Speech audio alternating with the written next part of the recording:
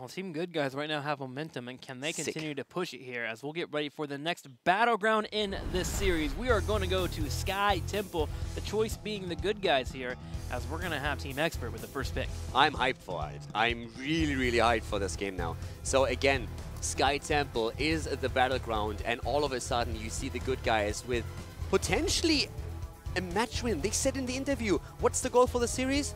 Take a map. If we're lucky, take 2. Of course, we can do more, we're going to try, but let's face it, we're going up against Expert, and we know how strong they are. And now they're in a position where they could actually win the series. When you and I were driving on our way in to work this morning, one of the things that we said today is, how could the standings get any more insane? Zealots get a victory, and somehow Team Good Guys beat Expert. And this is actually a legitimate possibility right now, just based on how our lower teams are playing. Yeah, but think about it. Team Liquid losing to Zealots, I said, okay, I really expect... We could see it. I can see that. With how inconsistent Team Liquid was and the Zealots stepping it up, I could see that. I still assume that Team Liquid would be the favorite in the series, giving their performance overall, them constantly getting a little bit better, also getting, of course, the added experience from the Western Clash. But I still could see that because Liquid was inconsistent. We all knew this. But Expert is the team that continuously has improved, established themselves in the top 3, top 4, however you want to phrase it.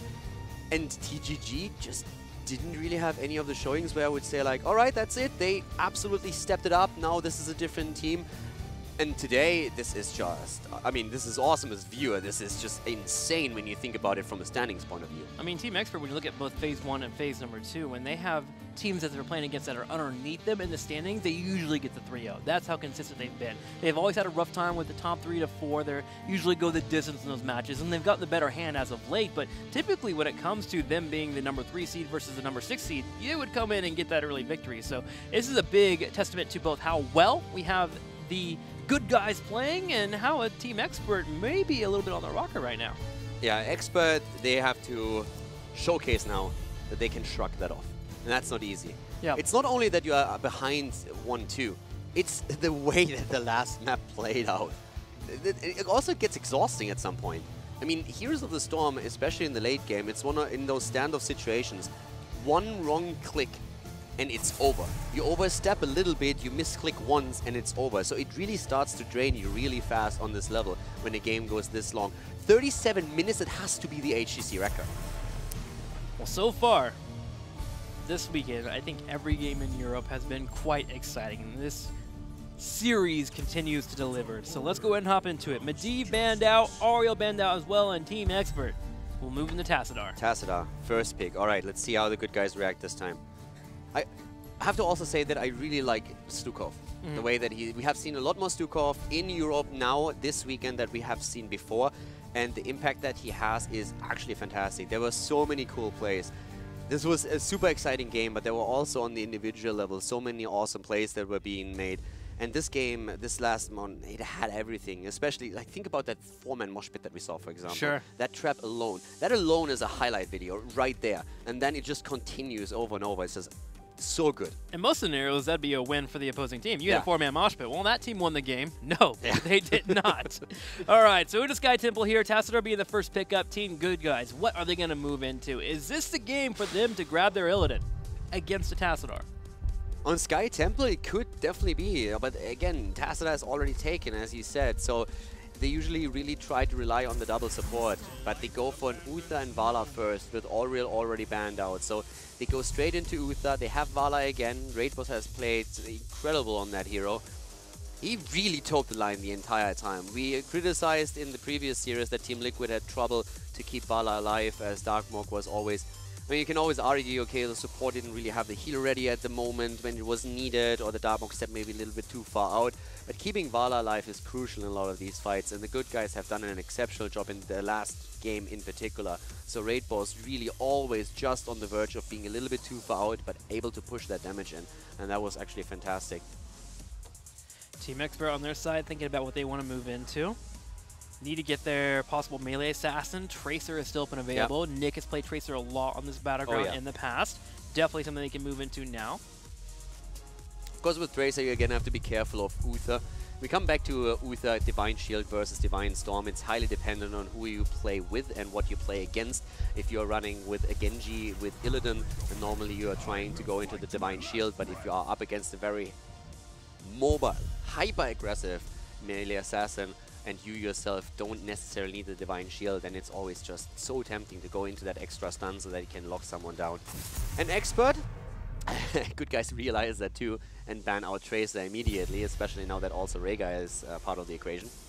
So the double support is already set up. ETC for the front line for Bad Benny.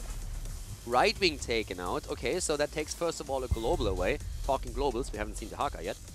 But with right wing being eliminated, what do we see that with normally? Illidan, Tracer, so we could see Expert jumping on that Illidan train now. They have Tassadar, they have Rega. Illidan would fit very, very well with this, and then they can throw in the Lunara for good measure, for example. So would it be a Thorough that plays the Illidan? Yeah. Remember correctly? Yeah, so a Thorough could move into that. Well, Team Good Guys have decided what they want to move into the 3rd and 4th. You're looking for that offlaner, that typical pickup that you want. Haka is definitely a tasty option that can be played here. Anti seems to prefer the straight-up stronger Sonias, a Malthael, something that gives them the chance to move into team fights.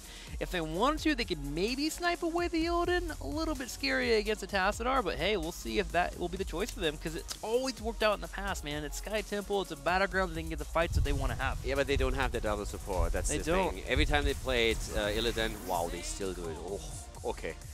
So every single time they've done it, they know that with what... Okay, with the ban on Brightwing, Expert basically said, we take Illidan. Stop us. Do you dare to pick Illidan for yourself? Since we already have Tassadar, you are relying on a single support. And now the question is, what is going to be the last pick for the good guys? That interests me more than what Expert is doing now. Because for Expert, it's pretty clear. You need a solo laner. Sonya could be played with the double support that they have. They could go into Malthael. There's a few more options. And Arthur's. And then you have most likely Lunara, as we already said before. But for the good guys, they are very likely to add someone else that can help Illidan out a little bit. And if they go into a double support, what's that gonna be? Are they going to head into Stukov again, for example? Is that... Yes, they do. Okay, I like that. So Stukov taken now. They go into a double support setup. Curious to see how they actually... What Xay is playing in this setup again. But, yeah. Ah. I'm hyped for this. This is... Get it on. Team Expert needs to get the victory here. I was kind of wondering if we would have gotten Cassia for that 5th pick there, just go completely anti-Illidan, but then Illidan, of course, can drop into different lanes if they push consistently, so Lunara at least gets a little more power. I could have seen Cassia taken for the good guys more than anything else. You think so? Yeah, if they don't pick Illidan, I think they have to pick Cassia, simply because you know that Expert wants Illidan. So either you give them Illidan and you pick Cassia and you try and counter him, or you just simply say, well, we know what you want, but we are going to pick Illidan away from you. Yeah, with them having Bala, I guess they assume moving into the melee assassin would be a little bit better for them. So, going into game number 4, we have a chance here for Team Good Guys to get a victory over Team Expert and just completely throw our standings that are already all over the place into disarray, which makes next week even more exciting. Or, of course, Team Expert can tie up the series here and get us to a game number 5. Kadar, which one do you prefer? He just wants to watch the game. Just give me another game like the last one, and I'm already happy. If you can give me 2 of those, that would make my day. But yeah, I would accept another 30-minute game. I still think that a lot of the games that we have in Heroes right now in the competitive scenes are too short, and the last game was exactly what I needed. Long, drawn-out battles the entire time, back and forth, a good defense happening, then another objective fight, good standoff there. That was absolutely brilliant. That's all that I want from Heroes. So guys, we're going to jump into the next one, hopefully, and going to see another game like the one we just watched on Battlefield. Let's do it. Game number 4 here, Sky Temple. Will we see Team Good Guys take the victory over Expert, or will Expert tie it all up? After an insane game on Battlefield, we have again Kronos, this time to the left side. Even our observer is shaking here, and I don't blame him. There was a lot of excitement here. Xay on Uther, BKB on Johanna, anti-hero on Illidan, Raid Boss on Vala, Stukov played by Kronos as the good guys are heading into Game 4 on Sky Temple against the Experts. On the right side in the red, Team Expert gotta dive deep here and get the victory against the good guys. It'll be Nick on Lunara, ADRD on Tassadar, Bad Benny playing ETC, Curson on Rhaegar, and a Thorough on Arthas. Alright, I am ready for action as we are heading in potentially a massive, massive upset with the good guys on a 1-7 score so far in the league, starting to threaten a team that has made it to the Western Clash. Raid Boss moves in, starting the fight over the Watchtower, and Team Good Guys will be able to grab it as Illidan splits off and goes through the middle lane, probably going to head towards that bottom, and be matched against Arthas, which will be a bit of a hard matchup for him, but one that he can handle, while the rest of Team Good Guys head to the top, and they start working on towers. Yeah, 4-man up at the top at this point. Illidan is currently at the bottom. The rotation to middle should happen soon. Johanna is making her way down there, as the double support Vala is traditionally the one you want to keep on a lane, but rotations are currently the name of the game for the two teams. Thorough doing his best here, zoning out the experience on Anti. Anti has to play safe here until that minion wave will push forward.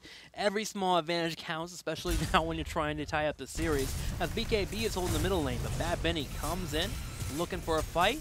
Team Good Guys will be fine here as BKB uses Iron Skin. Also, the Arthur's pick on the side of Team Expert is, of course, a direct response to Illidan taken earlier. We have seen a lot of Sonya and also Malthael from players like especially Thero, but once that they saw that Illidan was taken by the Good Guys, they immediately tried to react. They have a very beefy frontline right now, and Arthas in particular is going to make Illidan's life a lot harder in these late game fights.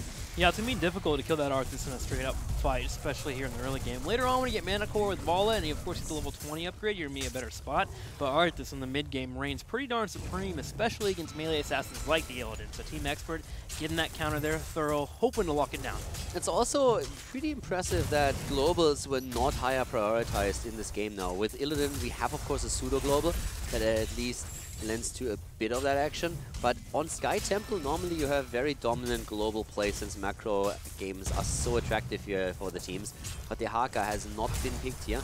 And at this point, it's just an equal trade in temples with maybe even a bit of a lead for the Good Guys as BKB is rivaling the middle here constantly. Hang on, they're actually going to set up a fight here in the middle as Team Good Guys moves in. Realizing two people were on the bottom side, they rotated their Vala and their Stukov to the fight here in the middle, which forced Rhaegar to come in, which relieves that pressure that we saw on the two-man pushing on the bottom side. Team Expert, with their maneuvers though, have found themselves with a nice lead of experience. Illidan at the bot lane is in a lot of trouble though, nearly dying here, actually about to fall.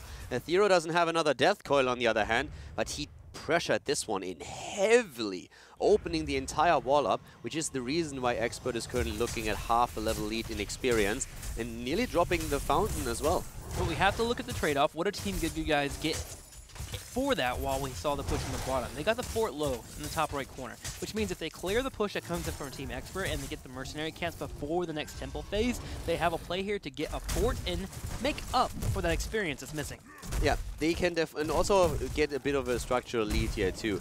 The big question is just, can Expert move in to drop the fountain to take the sustain on the lane away from the Good Guys to prepare for that second phase? He will also hit a bit of an earlier level 7 talent, but as you already said, the top lane is going to be pretty important here. Thero already rotating up to the top, and Anti-Hero still has to face him, but with Xay helping him out here, Thero is going to start and feel the pressure very soon. That he is here. Pushing in that lane, doing what he can.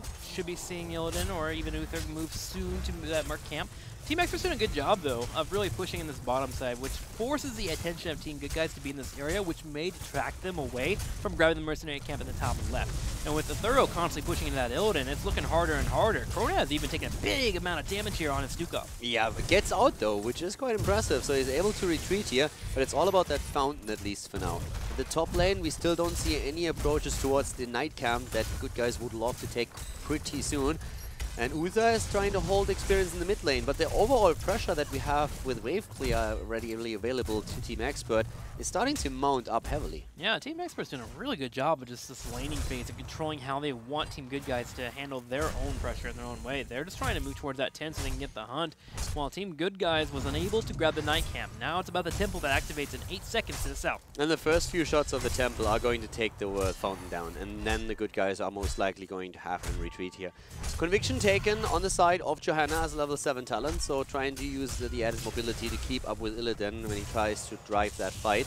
But we have actually a move for Bad Benny. Not quite ready to get any kind of follow CC in though. And now the shots are going over to the Good Guys for now, but they're very likely to retreat here. They can't stand here too much longer, as at the top lane, Illidan and Arthas are still locked into their battle. Gets a chase into Nick. That will be a setup, though, for Bad Benny to come in with a 3-man power slide. He will connect with it while Raid Boss has to kite backwards, taking damage from the poison. Same time, I'm watching that top lane at the top, and the Thorough just continues to keep pushing in. Great boss. Needs to be careful here, but he is still supported by Stukov and Uther, so that helps them a lot. They're all starting to tap before the fountain actually falls. It's the experience lead for Team Expert that's really starting to become a bit of an issue. The good guys are on the timer down here, and they're trying to use this. Silence by Stukov being used once again, and that can be the crucial factor in such a fight.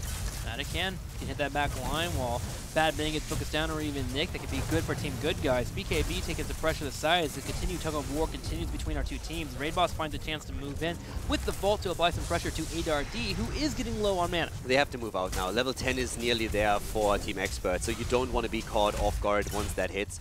And they should really start to think about moving back here. Illidan is taking the camp up at the top, so that's going to help to put some pressure onto that fort that you've been pointing out a bit earlier. The last few shots have been claimed, and now it's 10 versus 9 in experience. And that immediately triggers a reaction from Team Expert. They're diving deep for that fort, immediately just saying, if you try to defend this, you're all going to die, so just back off, this is ours. Team Expert picking Stage Dive here, which will allow for them to match Illidan when he moves into the hunt, so not a bad pickup there, which should allow for Arthas to become the main tank for that 4-man squad. They can switch that out there when Bad Benny wants to decide to do so. And 9.5 experience here for Team Good Guys will leave Team Expert in a spot where they can make a play for boss or even the mid fort. For now, they seem to be choosing the mid fort is their main target. Yeah, so we have another camp taken out, or another wave. That means that experience is starting to tickle in towards level 10, which is the important part. Since no one rotates to help Arthas out up at the top, this fort should fall here. And in the meantime, Expert has put pressure onto the mid lane. It's all about the structures here on Sky Templar. Most important thing, you have a map where the objective directly attacks structures, so every single one you take out without using your objective is going to strengthen past temples that you take. Team Good Guys may be coming in for a gank on the top side here, future. looking for Arthas. Decide not to do so as they pull on back. Got to keep an eye on that boss.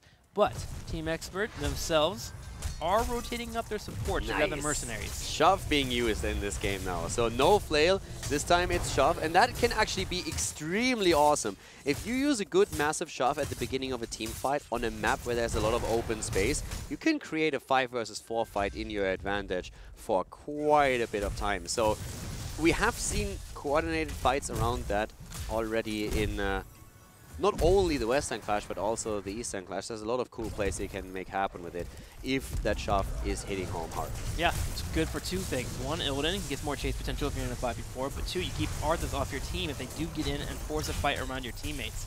Thorough has switched out to become that main tank for Team Expert, while Bad Benny heads to the top, ready to utilize that stage dive if he ever needs to.